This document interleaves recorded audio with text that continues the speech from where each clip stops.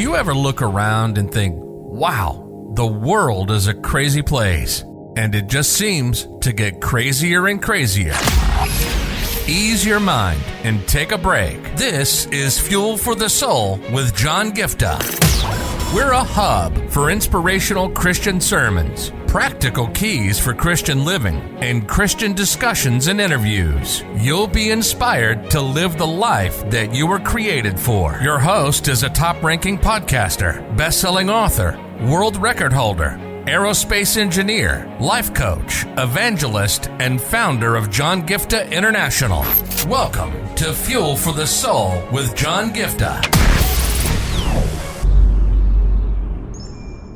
Hello everyone, welcome to this edition of the Fuel for the Soul with John Giftah podcast, and it's such a joy for me to be with you today because I want to share an important word I believe is so needed for such a time as this. I just want you to stay tuned for the next couple of minutes because we're living in a time and age where a lot of people are living from a place of comparison, where they feel intimidated, where they're always in the lookout, where they see like, oh my goodness, this person, they've gone so far ahead in life. Look at this person, look at the fruit in their life, look at what they are able to do. Look at my life. No matter how much time I spend, no matter how much of money I'm investing, no much I'm putting my heart and soul into this, but still I look at the results that I'm getting and look at the results somebody else is getting. And I want to share an important word with you guys because I believe that we're living in a time when people can look at the best outputs on social media and they can feel intimidated, or they can look at somebody else really flying ahead in life and progressing in life, and they feel like, oh my goodness, what is happening with my life? Because I believe this is so important for such a time as this. I'm going to share a few scriptures and I'm going to get this started. First things first, I want to share with you an important principle from Matthew 25. I'm sure you know this parable where the master is going on a long vacation or a holiday. He's going away for a long time, and he calls in 3 of his servants and he gives them different gifts or talents. Okay, different translations or different versions of the same parable talk about it as that he gave them bags of gold, or he gave them talents, or he gave them gifts, whatever it is. But there's an important principle to note. All right, it says in Matthew 25 verse 15, to one he gave 5 bags of gold, to another he gave 2 bags, and to another he gave 1 bag.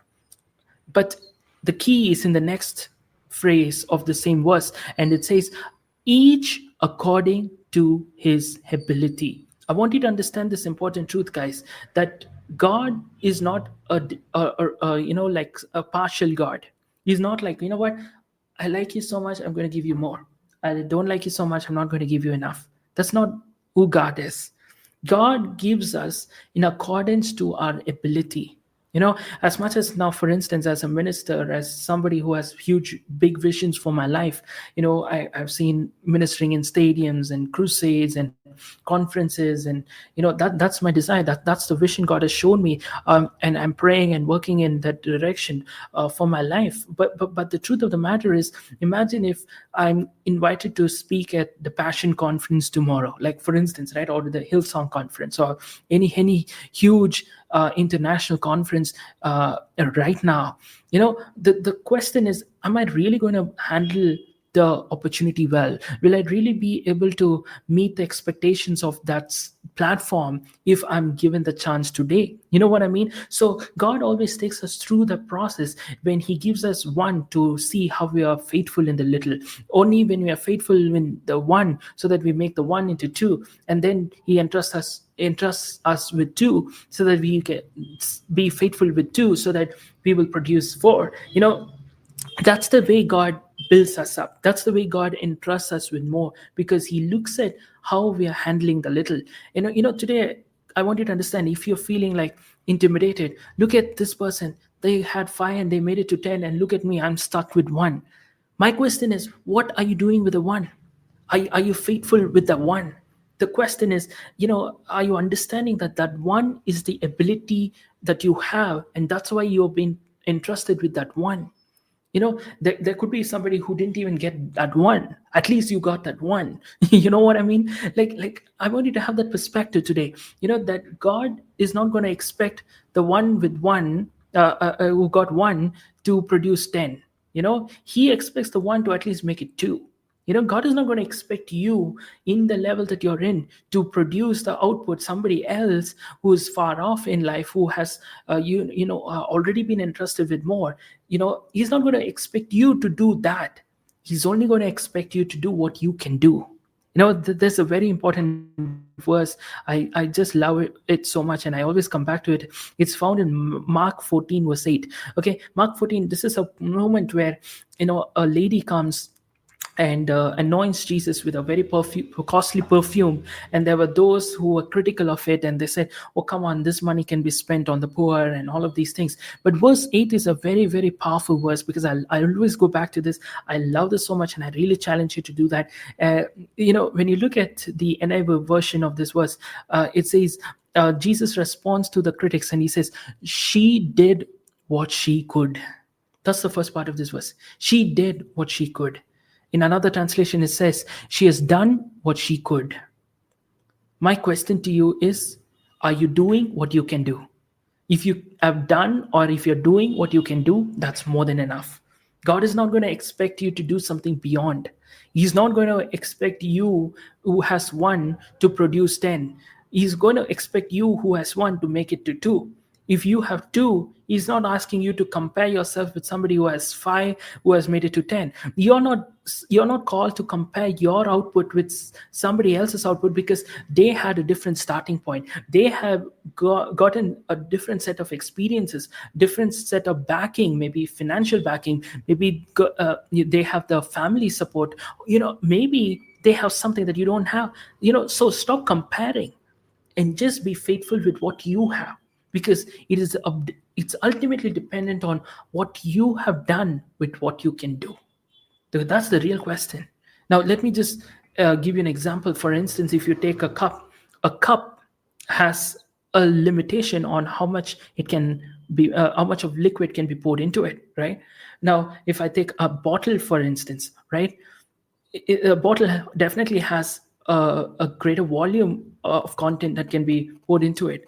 But here's the thing: if I'm trying to compare this bottle's ability with the cup's ability, it's going to be foolish. Why?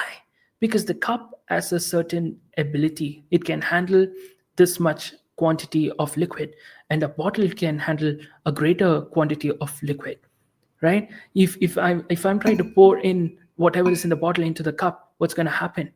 There's going to be, like, the cup cannot handle it, right? You get what I'm saying? That's the same principle I want you to understand with life. That God knows maybe somebody has the ability to handle the quantity of a bottle, but somebody else has the ability to handle the quantity of a cup. But that is how God knows that you can handle only certain quantity, and that's why he's given you only in accordance to your ability. So stop comparing yourself, because you have a different purpose than somebody else. A cup has a different purpose, a bottle has a different purpose. I cannot carry my bottle everywhere, I cannot carry my cup everywhere. I can use my cup. Maybe if I'm thirsty, I want to drink something, I can drink while I'm speaking on the podcast. It wouldn't look kosher for me to drink from a bottle while I'm speaking on a podcast, right? At the same time, if I need to carry water or any liquid, from my home to my office, I cannot carry it in my cup. I can only carry it in my bottle. You get what I'm saying? Same thing. Each one of us have a different purpose and different gift. So don't compare yourself with somebody else, but be faithful with what you have been given and entrusted, because only when you're faithful with that, he will entrust you with more.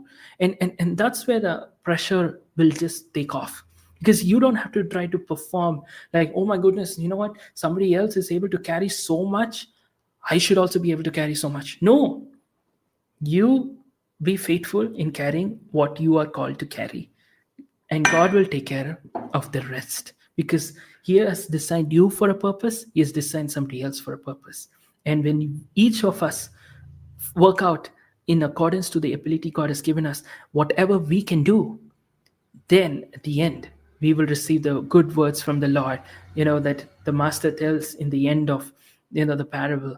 He says, well done, my good and faithful servant. So that's the challenge I want to leave with you guys. So take the pressures off. And I believe that God is going to use you mightily, and let this word go forth and bless you and entrust you and help you do the much more for the glory of God. Amen. God bless you. You've been listening to Fuel for the Soul with John Giftah. We hope you were blessed and inspired to live the life that God has for you. Make sure to subscribe to the John Giftah YouTube channel for regular uploads of sermons, skits, interviews, and more. Follow John Giftah on Instagram for regular inspirational posts. And don't forget to check out the best-selling books written by John Giftah, Who Am I?, which will help you understand your identity, and the latest #1 bestseller, Unveil Your Purpose, helping you discover your purpose and to start walking in it. Make sure to leave a rating and review, and be sure to share it with your friends and loved ones. If you'd like to donate, you can find the PayPal link in the description. And if you'd like to invite John Giftah to speak at your event or to get more details, go to the website at www.johngiftah.com. See you on the next episode of The Fuel for the Soul with John Giftah. God bless you.